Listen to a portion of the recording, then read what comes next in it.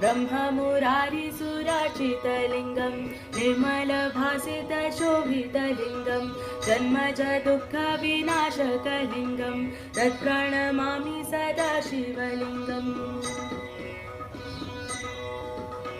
देवमुनिप्रवरार्चितलिङ्गं कामदहं करुणाकरलिङ्गं रावणदर्पविनाशनलिङ्गं तत्प्रणमामि सदा शिवलिङ्गम्।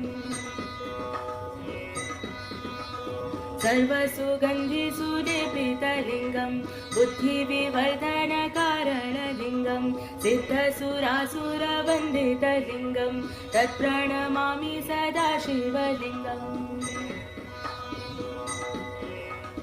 कनकमहामणिभूषितलिङ्गं फणिपतिवेष्टितशोभितलिङ्गं दक्षसूयज्ञविनाशनलिङ्गं तत्प्रणमामि सदा शिवलिङ्गम्।